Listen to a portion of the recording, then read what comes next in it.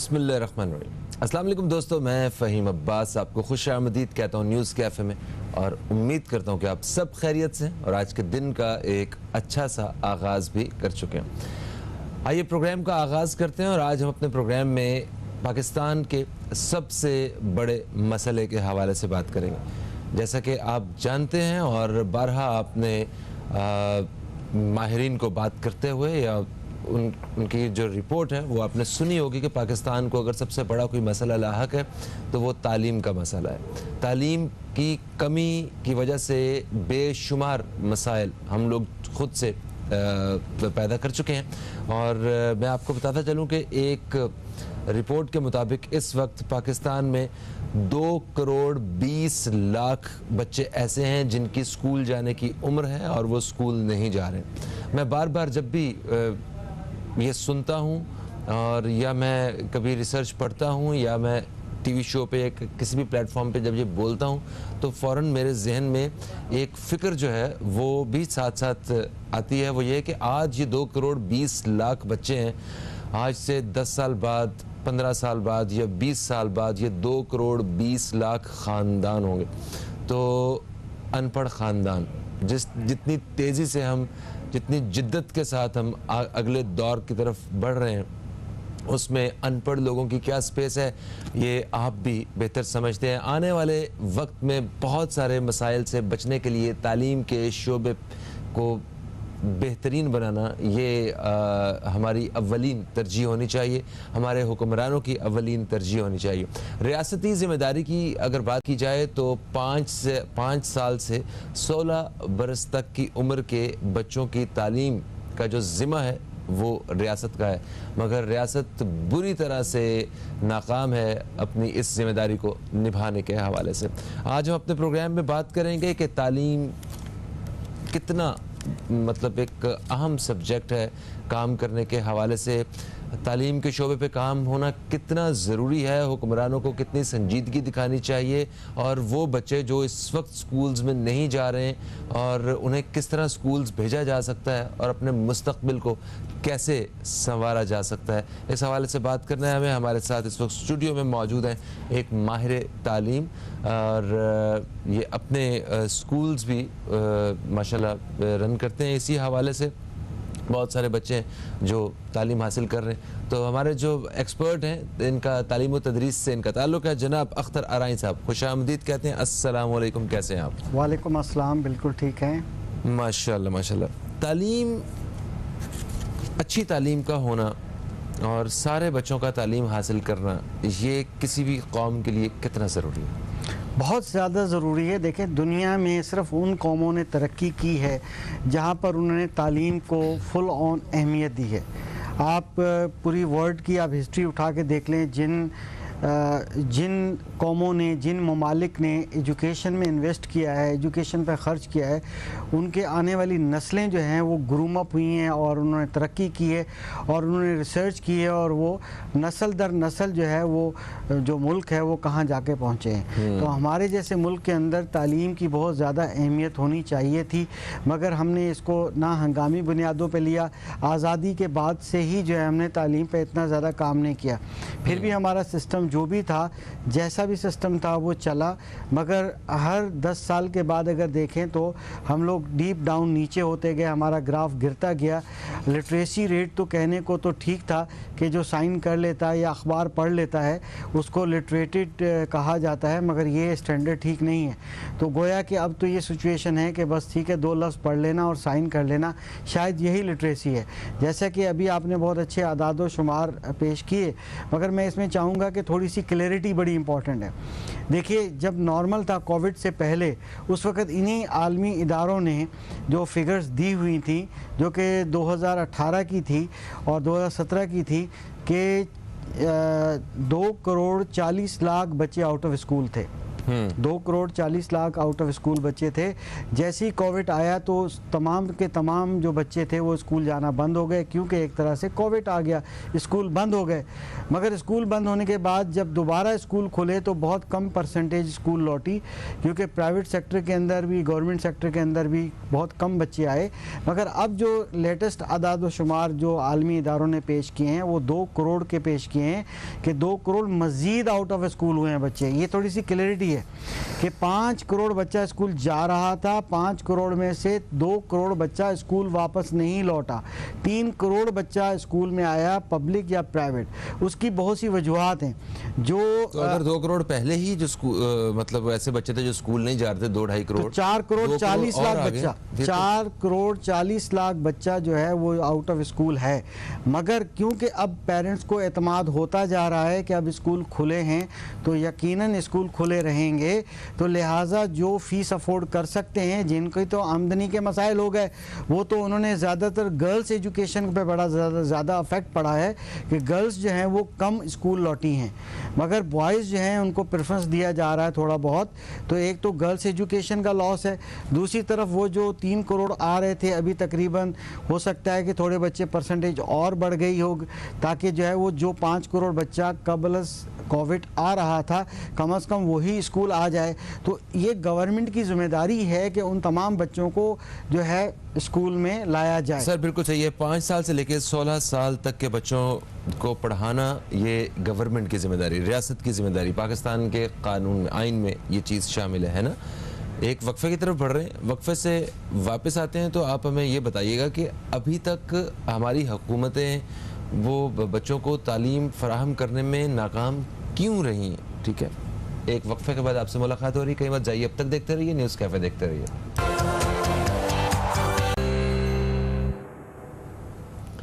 एक वक्फे के बाद आपको फिर से खुशामदीद। आप देख रहे हैं न्यूज़ कैफ़े, मैं हूं फ़हीम अब्बास और आज हम तालीम के मौजू पे अपने प्रोग्राम में बात कर रहे हैं कि तालीम के शोबे में काम का ना होना और हमारे बच्चों का, करोड़ों बच्चों का स्कूल जाने की उम्र के बावजूद स्कूलों में ना होना, ये हम कितने बड़े नुकसान को दावत दे रहे हैं। मुस्तकबिल में हम अपनी कौम के साथ किस किस्म की ज़्यादती करने जा रहे हैं, तो इस हवाले से बात कर रहे हैं। स्टूडियो में अख्तर अराई साहब मौजूद हैं, आप माहिर तालीम हैं।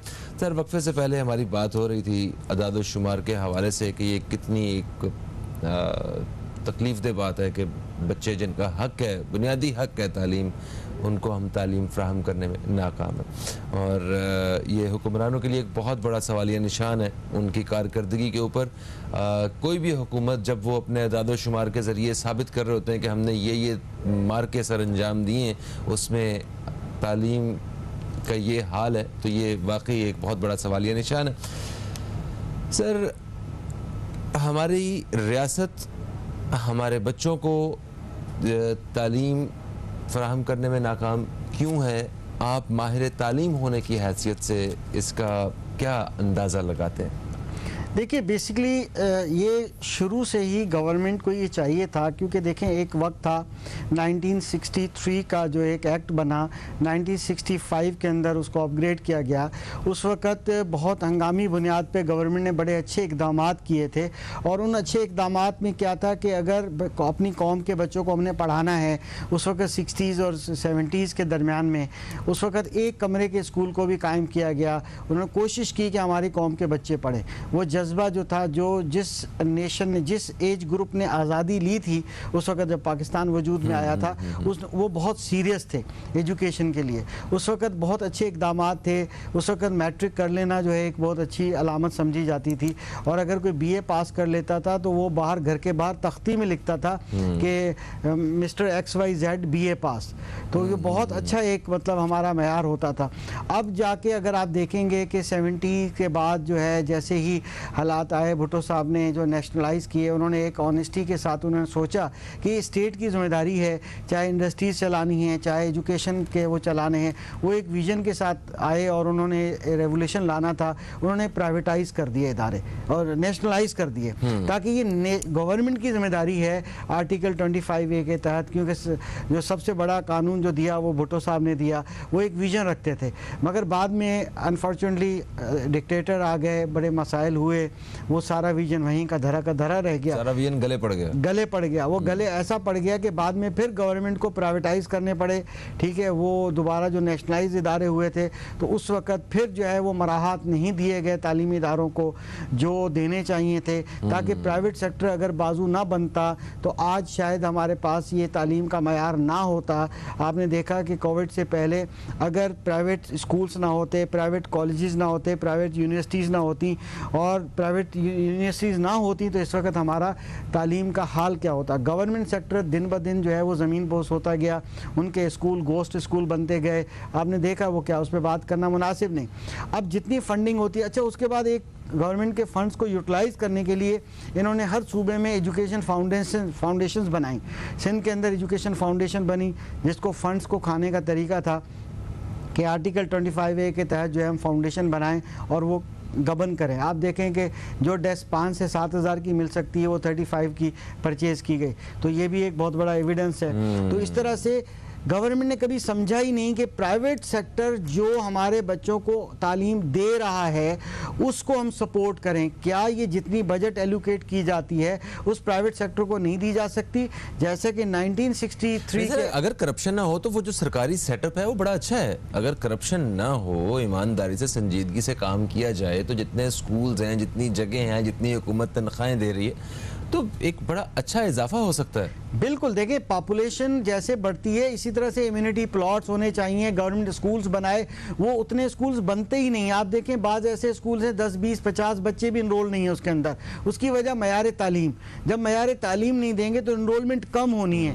आपने मॉडल स्कूल्स बनाए, आपने कुछ प्रोजेक्ट बनाए, कुछ रिबन्स काटे, दिखावा किया, मगर उसके बाद आपने आउटकम्स क्या दिया? आपके एजुकेशन डिपार्टमेंट्स का एक क्लर्क भी होता है, वो एक प्राइवेट स्कूल में बच्चों को पढ़ाता है। क्यों? इसकी सबसे बड़ा सवालिया निशान है। देखिए अगर ये मयार कायम करते तो पब्लिक स्कूल बड़े अच्छे हो सकते हैं, इसमें कोई शक नहीं है। मगर या तो ये गवर्नमेंट की मशीनरी या ब्यूरोक्रेट्स या तो जो प्लानर्स हैं ये नहीं काम कर पाते, या इनकी नीयत नहीं है। असल बात यह है कि एक हदीस है उसके मुताबिक है कि अमाल का जो दारो मदार है वो नीयत पर है।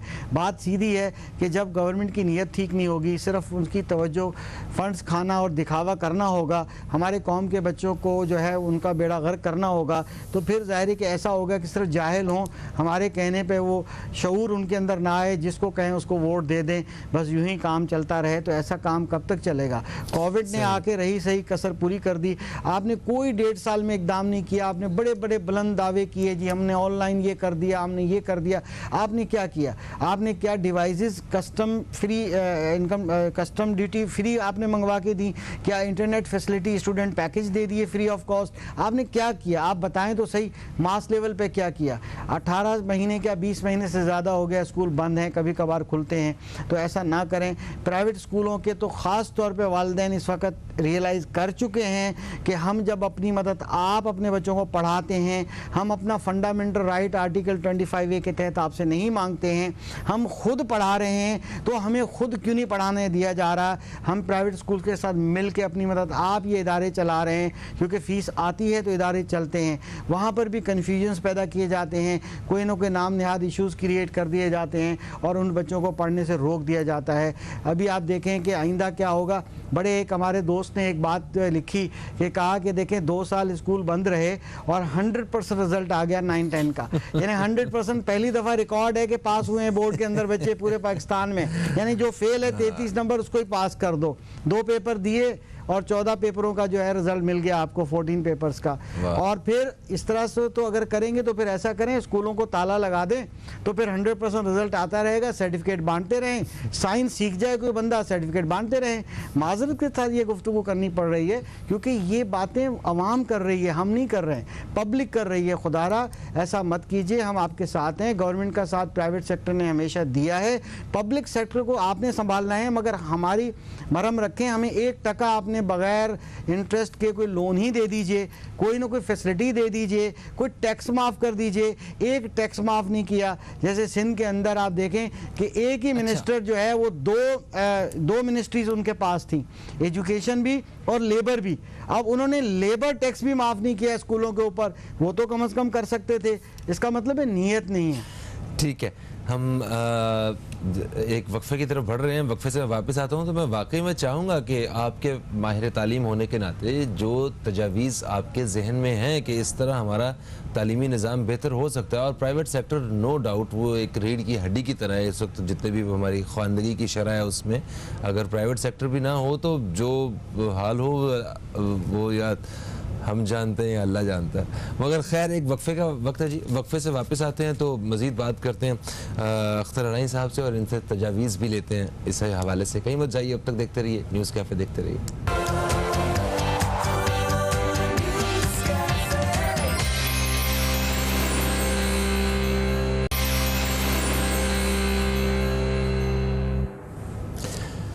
दोस्तों एक वक्फे के बाद आपको फिर से खुशामदीद। आप देख रहे हैं न्यूज़ कैफ़े और न्यूज़ कैफ़े में आज मौजू है तालीम का शोबा और तालीम के शोबे में किस तरह हम पाकिस्तानी अपने आप को बेहतर कर सकते हैं, और जो भी पहलू हैं हम कोशिश कर रहे हैं कि उन पर बात की जाए। मुख्तलिफ़ पहलुओं पर हमने बात की है। हमारे साथ स्टूडियो में अख्तर अराई साहब मौजूद हैं, आप माहिर तालीम हैं। अख्तर साहब, हम अक्सर यहाँ पे जब तालीम के मेयार के हवाले से या मतलब तालीम के शोबे में बेहतरी के हवाले से बात करते हैं तो एक पहलू जो है उस पर हमेशा बात होती है यकसां तालीमी निसाब। ये जो निसाब है ये अलग अलग क्यों है? मतलब प्राइवेट स्कूल का बच्चा कुछ और पढ़ता है, सरकारी स्कूल का बच्चा कुछ और पढ़ता है, ब्रांडेड स्कूल का बच्चा कुछ और पढ़ता है। तो हमारे बच्चे जब वो कल को अपनी तालीम मुकम्मल करके वो बाहर आएंगे स्कूल से बाहर या कॉलेज यूनिवर्सिटी से बाहर, तो वो तो अलग अलग कैपेसिटी में खड़े होंगे, एक जैसी स्ट्रेंथ तो होगी नहीं। पता नहीं, मुझे तो ऐसा लगता है। आप क्या ख्यालात रखते हैं अपने? देखिए, मुख्तसरन बात पहले करता हूँ कि हमारे प्राइम मिनिस्टर साहब का जो ये आइडिया है बहुत अच्छा है, क्योंकि इलेक्शन से पहले जो है उन्होंने ये यकसां तालीमी निज़ाम की बात की थी।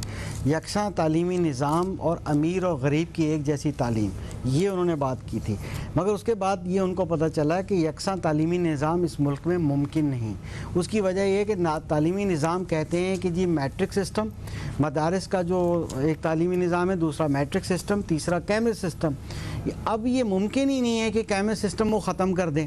अब कैमब्रिज सिस्टम वो अपना निसाब पढ़ाएंगे, जो उनके बोर्ड में जो कैमब्रिज बोर्ड एग्ज़ाम लेता है वो उसी निसाब को पढ़ाएंगे।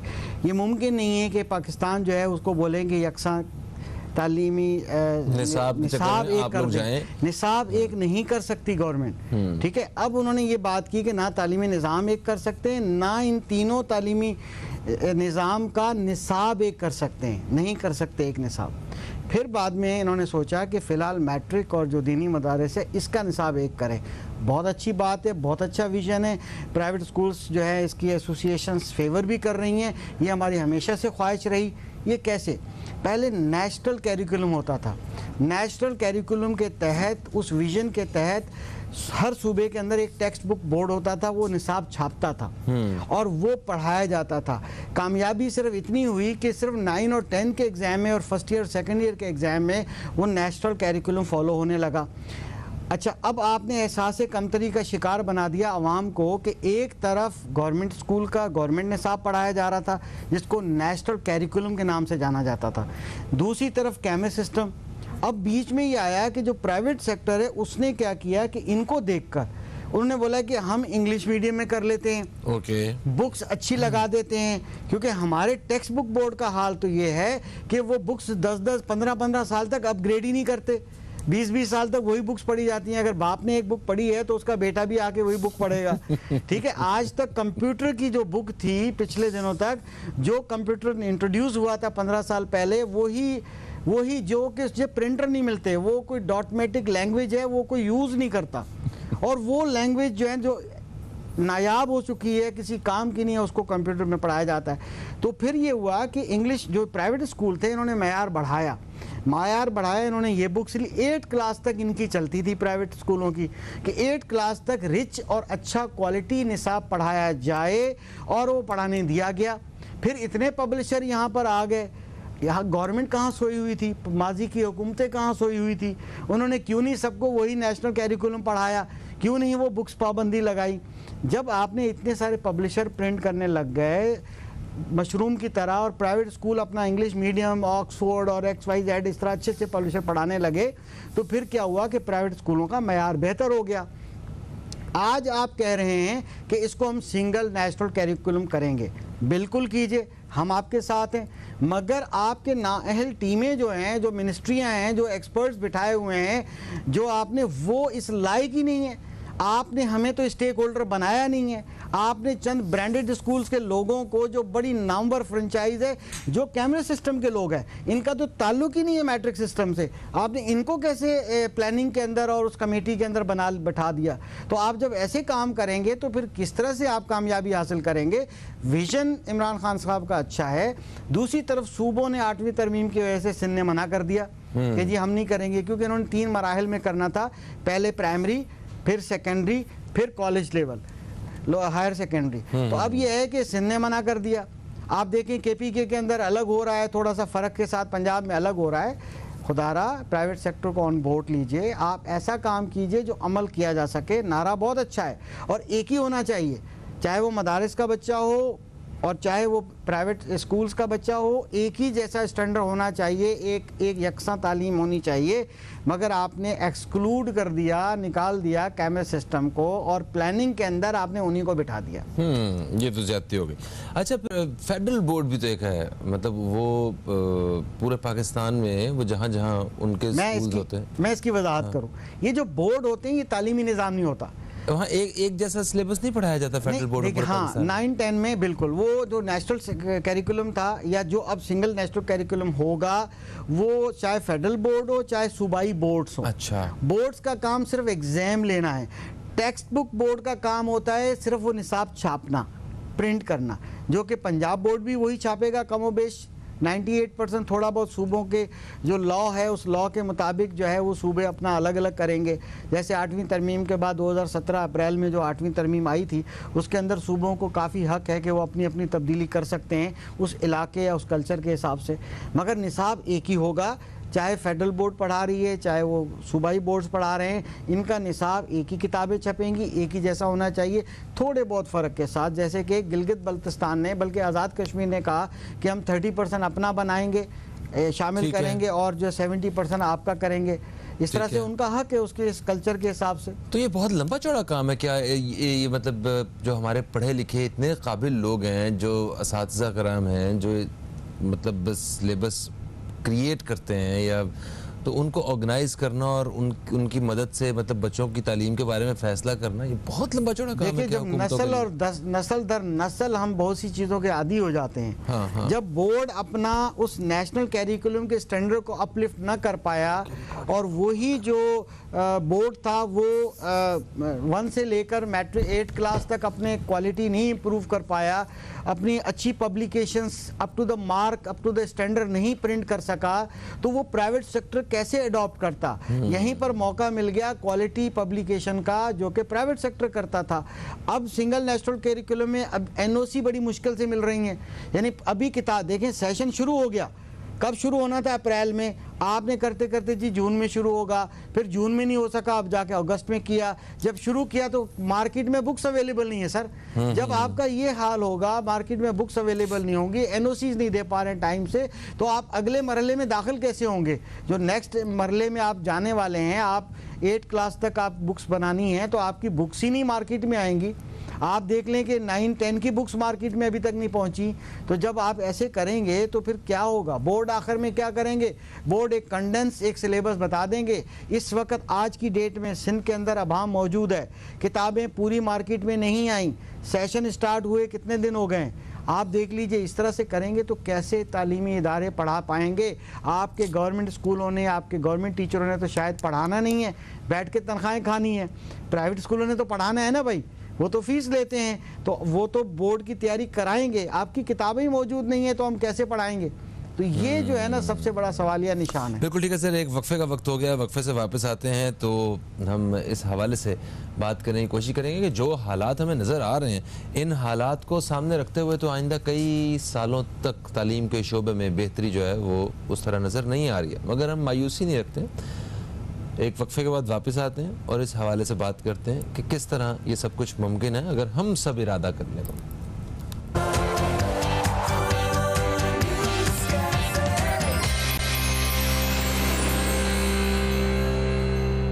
एक वक्फे के बाद आपको फिर से खुशामदीद, और आप देख रहे हैं न्यूज़ कैफ़े। न्यूज़ कैफ़े में हम पाकिस्तान के सबसे बड़े मसले के हवाले से बात कर रहे हैं और वो है तालीम का मसला।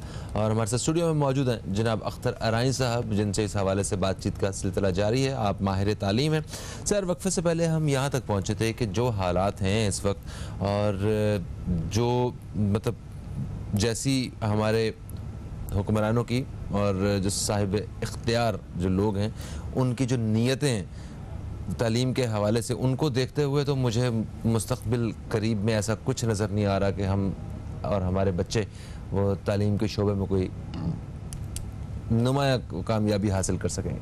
आपको क्या लगता है कि किस तरह ये सारा कुछ मुमकिन है हुकूमतों के लिए? देखिए, हम लोग ये समझते हैं, प्राइवेट स्कूल वाले ये समझते हैं कि मायूसी गुनाह है। हमें मायूस नहीं होना। सर ये सरकारी स्कूल वाले और जी कलमा पढ़ने वाले भी सारे ये समझते हैं सर। जी बिल्कुल, आप सही फरमा रहे हैं। तो क्योंकि देखिए, जो हम चाहते हैं अपनी कौम को तालीम देना चाहते हैं, तभी तो प्राइवेट सेक्टर के ये लोग एक सोशल रिस्पॉन्सिबिलिटी फील करके इस फील्ड में आए।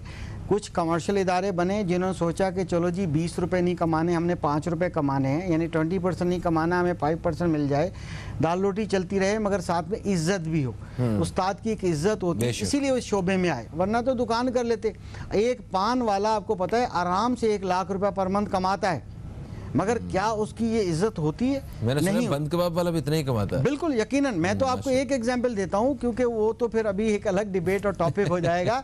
तो अगर हमें पैसा ही कमाना होता, इज्जत की वजह से इस इंडस्ट्री में आए। हम मायूस नहीं हैं, हम ये चाहते हैं गवर्नमेंट हमारा साथ दे।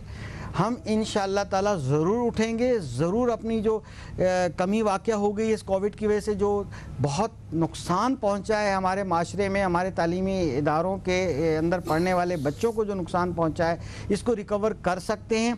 तभी रिकवर कर सकते हैं कि जब आपका शेल्टर हो, आपका हाथ हमारे सर पर हो। जैसे कि हमने कहा कि टैक्स फ्री बना कर दिया जाए, ठीक है, बहुत से, ठीक है, इनकम टैक्स को आप रखें, मगर आप बाकी टैक्सेस और जो इतने आपने 16-17 किस्म की ड्यूटीज़ लगाई हुई हैं आपने, तो वो सारी हमें, ट्रेड लाइसेंस हमें लेना पड़ता है, प्रोफेशनल हमें करना पड़ता है, लेबर टैक्स हमें देना पड़ता है। यानी वो कौन सी चीज़ें हैं, EOBI, सोशल सिक्योरिटी, XYZ, 16 किस्म की चीज़ें हमसे ली जाती हैं।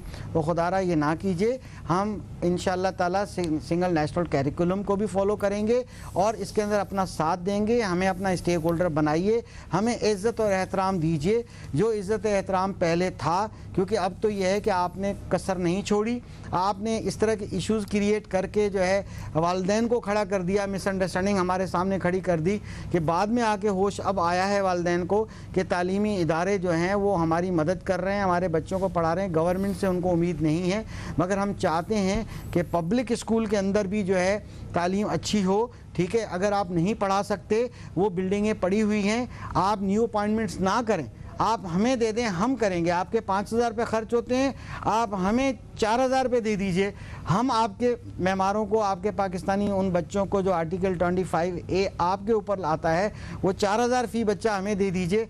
हम टीचर्स भी अपॉइंट करेंगे, ट्रेन भी करेंगे, हमें सिर्फ वो बिल्डिंग दे दीजिए। हम आपके बच्चों को पढ़ा के दिखाते हैं और अगर अगले 5 साल हमें दे दीजिए, आप देखिएगा कि नताइज आपके स्कूलों के और उनका क्या मिलेंगे। इंशाअल्लाह ताला बहुत अच्छे मिलेंगे। एक बड़ी अच्छी ऑफ़र है ये और एक बड़ा अच्छा ख्याल भी है। अगर इसको अमली शक्ल दी जाए तो वाज़े रिजल्ट्स जो हैं वो सामने आ सकते हैं, पता चल।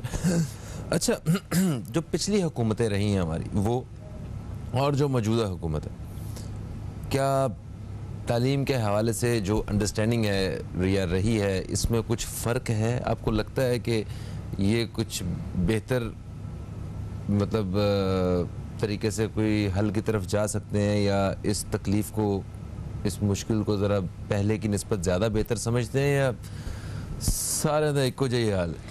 देखिए बेसिकली अब इस बार सिचुएशन डिफरेंट है। अच्छा। देखिए कोविड आने की वजह से बहुत से चीज़ों को हम कंपेयर नहीं कर सकते। अगर आप चाहते हैं कि पिछली हुकूमतों की कारकर्दगी या तालीम पर उनकी तवज्जो जो है उसको हम थोड़ा सा ये देखें, क्या हालिया हुकूमत जो है या हुकूमतें, सूबाई हुकूमतें कितना बेहतर कर पा रही हैं। बात यह है कि वो खिचड़ी पकी हुई है और उस खिचड़ी के अब खिचड़ा बन गया है। अब इसमें आप कह रहे हैं कि दाल अलग करें और चावल अलग करें, तो हम कैसे अलग करेंगे? जो खिचड़ी गल के जो है ना वो एक लेप बन गई है, तो ये मुमकिन नहीं है। हाँ ये अब ये मुमकिन है कि उम्मीद तो रखी जा सकती है। हमें जैसे सिंगल नेशनल कैरिकुलम का विजन तो परवेज़ मुशर्रफ साहब ने भी दिया था, उसके बाद भी एक चीज़ आई थी, मगर ये ज़ाहिर है कि इम्प्लीमेंट पहले नहीं कर पाए। और अब यह है कि अभी भी यूं ही लगता है कि मुश्किलात बहुत हैं, मगर हम कोशिश करें तो हम एक जैसी तालीम गरीब को, अमीर के बच्चे को दी जा सकती है। कम से कम वो एक अमीर तो है जिनको कैमिल सिस्टम में बच्चे पढ़ते हैं, उनको तो अभी हम टच नहीं कर रही गवर्नमेंट। अब चलो आप नीचे की बात करते हैं, कम से कम इस मरहले में आप ये तो करें कि आप प्राइवेट स्कूलों का साथ दें, हम आपका साथ देंगे, इंशाल्लाह अचीवमेंट होगी। अगर आप हमारा साथ नहीं देंगे हम आपका हाथ नहीं बटा सकते। हम जो है बेबस हो गए हैं, नीयत हमारी साफ़ है, हम आपके साथ हैं, मगर आप हुक्मरान इतने बुलंद दावे कर पाए, चाहे वो सूबाई हुकूमतें हैं, चाहे आपकी फेडरल हुकूमत है, हम सबकी इज़्ज़त करते हैं, मगर आप हमारी इज़्ज़त बरकरार रखें। हमें इज़्ज़त जो थोड़ी बहुत है, वरना तो ये है कि वो बंद कबाब की शॉप खोली जा सकती है या पान की शॉप हम खोल सकते हैं। उस्ताद ठेले पे फ्रूट बेच रहे हैं सर, ये हाल हो गया। तो इस तरह से करेंगे तो फिर ऐसा ही होगा। अच्छा, वैसे वो जो असातिज़ा की एक इज़्ज़त, ये एक मुकाम जो हुआ करता था, एक रुतबा हुआ करता था, हमें भी मतलब मुझे याद है, हालांकि मैंने बहुत पुराना दौर है, सिर्फ कुछ मेरा ख्याल 2 दहाइयाँ पहले मैं स्कूल में होता हूँ। तो सर अगर हमारे टीचर जो हैं वो अगर साइकिल पे भी आते थे तो वो कॉलेज में लड़के जो अपनी गाड़ी पे आते थे वो भी उनसे उसी तरह डरते थे।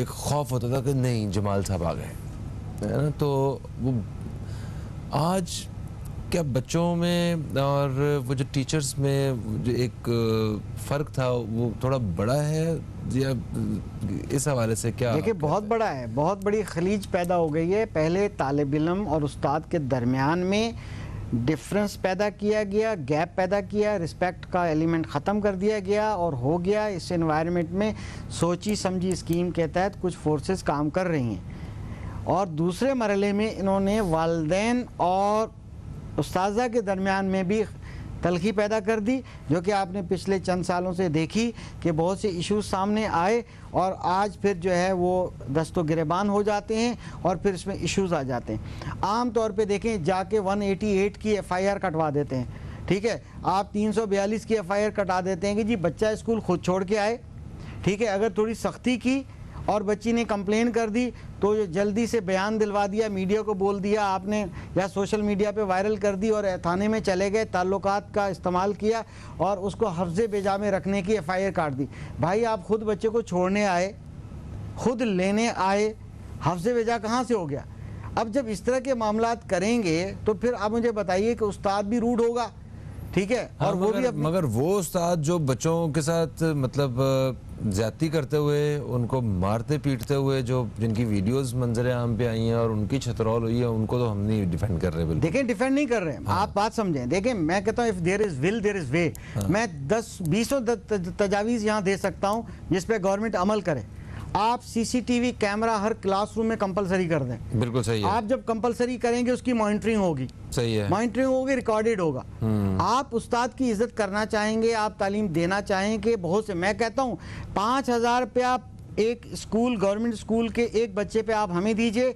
हमारी फेडरेशन जो है एडॉप्ट करने को तैयार है तमाम स्कूल पाकिस्तान के अंदर, और 5,000 में हम टेक्नोलॉजी क्लासरूम में लेके जाएंगे। सर टेक्नोलॉजी, जो कि आप डिजिटल पाकिस्तान का नारा लगाते हैं, आप तालीम याफ्ता पाकिस्तान का नारा लगाते हैं, खोखला नारा, हम आपके उन जो बिल्डिंगें हैं जिनके छतें गिर रही हैं, हम उनको रेनोवेट भी कर लेंगे, आप हमसे कॉन्ट्रैक्ट करें, हमें गोद में दे बच्चों स्कूल, हम आपके टेक्नोलॉजी भी लेके जाएंगे, हम LCD भी लगाएंगे, स्मार्ट बोर्ड भी आपके स्कूल में लगाएंगे, टेक्नोलॉजी भी लगाएंगे, CCTV कैमरा भी लगाएंगे, मगर आप वो इज्जत और एहतराम दें। हम आपके पाकिस्तान को पढ़ा लिखा पाकिस्तान बना सकते हैं, हम आपके पाकिस्तान को, आपके पब्लिक स्कूल्स को हम डिजिटल क्लासरूम बना सकते हैं। हमने खुद एक्सपीरियंस किए न्यू जनरेशन स्कूलिंग सिस्टम के अंदर और बड़े कामयाब रहे हैं। ठीक है, तो अगर आप हमारा साथ देंगे हम बहुत कुछ कर सकते हैं। बिल्कुल ठीक है, यानी कि टीम्स मौजूद हैं, सिर्फ एक नीयत और इरादे की ज़रूरत है। ठीक है, एक वक्फा है दोस्तों, वक्फे के बाद आपकी खिदमत में दोबारा हाजिर होते हैं। कहीं मत जाइए, अब तक देखते रहिए न्यूज़ कैफ़े, देखते रहिए।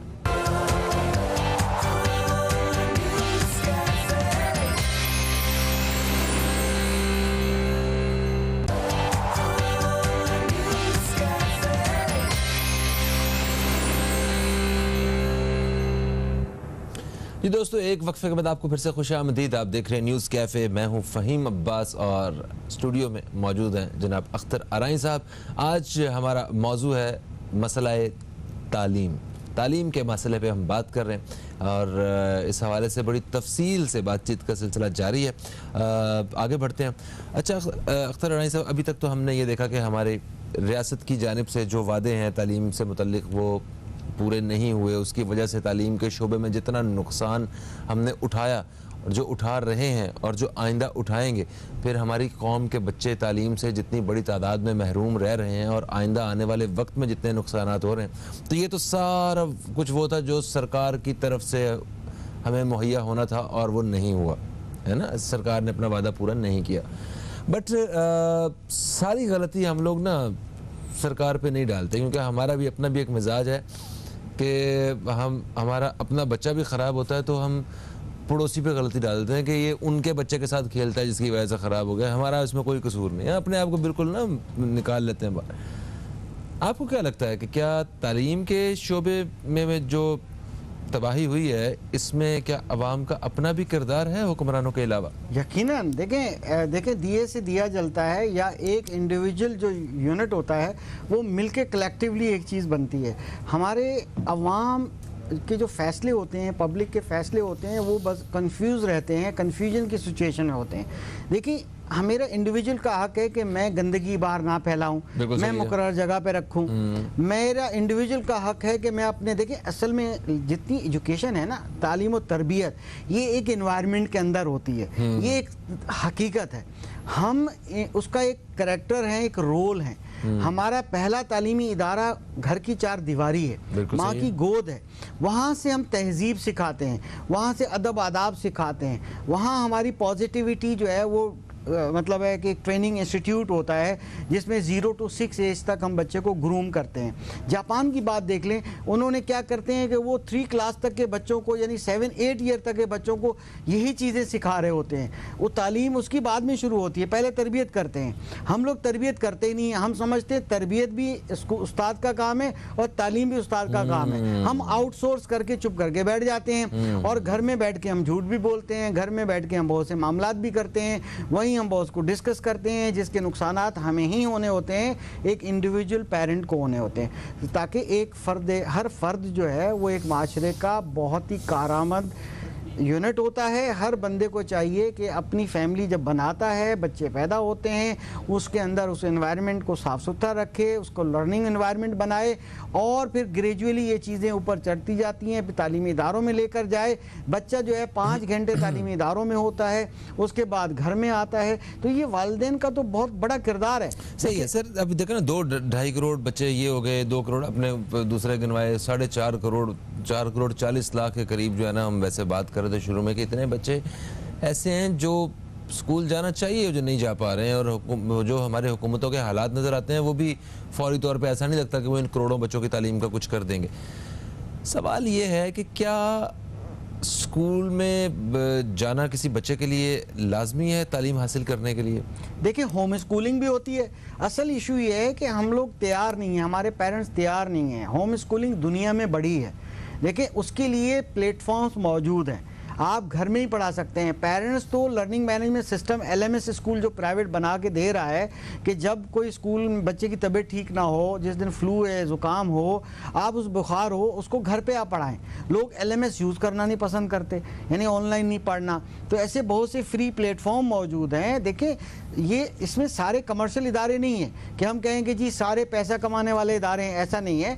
बहुत से इदारे एजुकेशनल सोसाइटीज़ के तहत होते हैं, बहुत से इदारे NGOs चला रही हैं, वो खिदमात पेश कर रही हैं, आपने उनसे उनका खिदमात ले सकते हैं। आप घर के अंदर कम्युनिटी स्कूलिंग कर सकते हैं, आप होम स्कूलिंग कर सकते हैं। आप देखें ना, बच्चे को आप देखें कि आपने मोबाइल फ़ोन लेके दे दिया, बच्चा तो जो है ना वो 2.5 साल में इसको चलाना अच्छा खासा सीख जाता है। ठीक है, टेक्नोलॉजी क्लासरूम में है नहीं। अगर किसी स्कूल ने कोशिश भी की है तो वो क्या है, वो एंटरटेनमेंट समझ के इस पे एंटरटेनमेंट में लग जाता है। तालीमी मकासद के लिए टेक्नोलॉजी बुरी नहीं है, आप टेक्नोलॉजी को इंट्रोड्यूस करें। आने वाला वक्त आप एजुकेशन फॉर द फ्यूचर देते हैं अपने बच्चे को, आपने आने वाले चैलेंजेस के लिए तैयार करना है अपने बच्चे को। आप अगर बच्चे को लगा देंगे तो फिर कल को PUBG खेलेंगे या कोई भी चीज़ गेमें खेलेंगे तो फिर आप कहेंगे जी बच्चा तो सोशल मीडिया पे लग गया, बच्चा तो टिकटॉक बना रहा है। कि भाई अगर आप कोई तालीमी प्लेटफॉर्म घर से आप उस पर नज़र रखें, आपकी नज़र के सामने आपके दिए गए गिफ्ट पे ही वो चीज़ खेलता है ना। कि बाज़ औक़ात फादर सपोर्ट करता है बच्चे को, कहता कोई गल नहीं खेलन दो। बाज़ औक़ात माँ कहती है बच्चा है होने शुरू हुआ है, पता चले कि वो जी 2 घंटे से 3 घंटे से एक ही गेम लगा हुआ था। तो इससे फिजिकल एक्टिविटीज़ नहीं है, बच्चे बिल्कुल तालीम। छोटे छोटे बच्चों ने ग्लासेस लगाए हुए हैं, एग्जैक्टली, उनकी गर्दन में, उनके जोड़ों में दर्द हो रहे हैं बच्चों के, छोटे छोटे बच्चों के बहुत। ठीक है, ये बड़ी एक आम सी शिकायत। बच्चों ने भागना दौड़ना जो है वो कम कर दिया है। वो घरों में टैब या अम्मी अब्बा का फ़ोन जो है लेके उस पर वक्त गुजार रहे होते हैं, और माँ बाप भी ज़्यादा से ज़्यादा बच्चों को दे देते हैं। वो कहते हैं ये हमारी तो बात नहीं सुन रहा, चुप नहीं हो रहा, ये फ़ोन पकड़ाओ, बच्चा चुप। एक चुप 100 सुख है। बिल्कुल, यही बिल्कुल आपने सही निशान दी। देखें, ये साहिबी हैसियत जो लोग हैं उन्होंने तो आईपैड लेके दिए हुए बच्चों को। हाँ, जी हाँ, ठीक है ना, मगर जो छोटे बच्चे हैं, चाइना के 5000 का ही मोबाइल मिल जाता है, स्मार्टफोन। बात यह है कि आप ऐसा ना करें, आप इंडिविजुअली पॉजिटिव किरदार अदा करें। आपका किरदार अच्छा होगा, आप ही के बच्चे पढ़ेंगे, एजुकेशन फॉर द फ्यूचर होगी। हमें अपने इन बच्चों को जो 10 साल बाद 10th स्टैंडर्ड पास करेंगे या 10 साल बाद ग्रेजुएशन पास करेंगे, 2030 में मार्केट की क्या रिक्वायरमेंट है, क्या ये नॉर्मल किताबें पढ़ के और रट्टे लगा के 14 पेपर की जगह 2 पेपर देकर जो है वो पास करके बैठ जाएंगे। अब ये बच्चे तो एक नई डिग्री प्रोग्राम आ रहा है, आपको पता होना चाहिए कि एसोसिएट डिग्री जो है अभी आ रही है 2 साल प्रोग्राम खत्म कर दिया गवर्नमेंट ने। अब ये वाले जो इंटरमीडिएट इस बार पास हुए हैं, वैसे ही जो पास हुए हैं 100%, ये एसोसिएट डिग्री प्रोग्राम में एडमिशन ले सकेंगे। अच्छा, वो प्रोग्राम भी एक नया प्रोग्राम है। अब अल्लाह बेहतर करे कि नतायज अच्छे हों, जब इनपुट ही हम आप सिर्फ साइन करने वाले बच्चों को आगे भेज रहे हैं तो वो एसोसिएट डिग्री का हाल क्या होने वाला है। लिहाजा आप मेहनत करें, आप सब अच्छा होगा। बच्चों को दोबारा कम बैक करें, हम आपके साथ हैं। उन्हीं स्कूलों में जाएं, अगर आपके 2 करोड़ बच्चे आउट ऑफ स्कूल हो गए कोई बात नहीं, उन स्कूलों में जाएं और उनको एप्लीकेशन दें कि खुदारा आप हमारी पिछली फ़ीस माफ़ कर दें, मगर हम आप ही के स्कूल में कंटिन्यू करना चाहते हैं, किसी नए स्कूल में ना जाएं। हम आपके साथ हैं, इंशाल्लाह ये कौम पढ़ेगी और इंशाल्लाह वो 2.5 करोड़ बच्चों को भी वापस लाएंगे जो नॉर्मल हालात में हम चाहते हैं 100% बच्चे कौम के हमारे मुल्क के जो है स्कूलों में जाएँ और पब्लिक स्कूल भी ऐसे बन जाएं कि जहाँ पर वो इंशाल्लाह हो। ठीक है, वक्त मेरे पास कम है और 2 सवाल हैं छोटे छोटे, आपने जवाब भी छोटे देंगे इंशाल्लाह। क्या मेरी भी कोई जिम्मेदारी है, जिस तरह क्या हर शख्स जो है अपने बच्चे को तो वो पढ़ा रहा है, अगर वो पढ़ा रहा है तो उसके बाद भी उसकी कोई जिम्मेदारी बनती है तालीम के शोबे में अपना रोल प्ले करने के लिए? बिल्कुल, हर इंडिविजुअल की, हर ग्रेजुएट की ये जिम्मेदारी है कि उसने एक बच्चा पढ़ाना है, डिग्री तब मिलेगी, ये हमारे कानून में है। मगर हम जी लॉ में हैं, डिग्री जब तक एक ख्वांदा नहीं करेंगे उसको प्राइमरी कम से कम पढ़ाएं, फ्री पढ़ाएं एज अ उस्ताद, तो फिर आपको डिग्री मिलेगी। पूछा जाता है क्या बच्चे का नाम लिया जाता है उससे? नहीं। अगर सिस्टम हमारे पास बहुत अच्छा है, इंशाल्लाह हमें हर बंदे को, आप मीडिया में हैं, आप किसी भी वॉक ऑफ लाइफ में हैं, किसी भी प्रोफेशन में हैं, आप अपना किरदार अदा कर सकते हैं। इंशाल्लाह हमारी कौम 100% पढ़ेगी और हम कम बैक करेंगे इंशाल्लाह। आखिरी सवाल ये भी मुख्तसर है, क्या घर में बच्चों को दीनी तालीम दे के बच्चों को तालीम याफ्ता बनाया जा सकता है? बिल्कुल, देखिए हमारा जो दीन है, दीन इस्लाम एक मुकम्मल ज़िंदगी का एक ज़ाब्ता हयात है। पूरा हमने जो जीना है, इसमें दीन भी है, दुनिया भी है, इसमें तरबियत भी है, इसमें यानी कि हर चीज़ मौजूद है। हमारी वैल्यूज़, रिस्पेक्ट, बड़ों की, छोटों की, सब चीज़ें मौजूद है। हमें चाहिए कि हम अपने बच्चों को ये सारी चीज़ें सिखाएं, ताकि अगर हम सिर्फ, मैं एक बात कह के क्लोज़ करूँगा, अगर देखें, अगर हम अपने पेरेंट्स की पाँव दबाएंगे, यानी बच्चों के दादा नाना या नानी दादी, तो बच्चा हमें देखेगा, कल को आपको भी इज़्ज़त मिलेगी। अगर आज हम वो हकूक़ुल अबाद पूरे नहीं करते, बच्चों को सिखाइए हकूक़ुल अबाद, पड़ोसी का हक़, बड़ों का हक़, रिश्तेदारों का हक़, गरीब का, मस्कीन का हक़, अल्लाह के हकूक़, नमाज, रोज़ा, ज़कात, ये सारी चीज़ें आज सिखाएंगे, हकूक़ुल अबाद सिखाएंगे, इंशाल्लाह इनकी दुनिया और अगला जहान जो है वो कामयाबी हासिल होगी इंशाल्लाह। Thank you so much Akhtar Urani sahab, आप तशरीफ़ लाए। और इसी बात के साथ हम अख्ताम की तरफ बढ़ते हैं कि सिर्फ नसीहतों से बेहतर है कि आप बच्चों को अमली तौर पे वो करके दिखाएं जो आप बच्चों से एक्सपेक्ट करते हैं।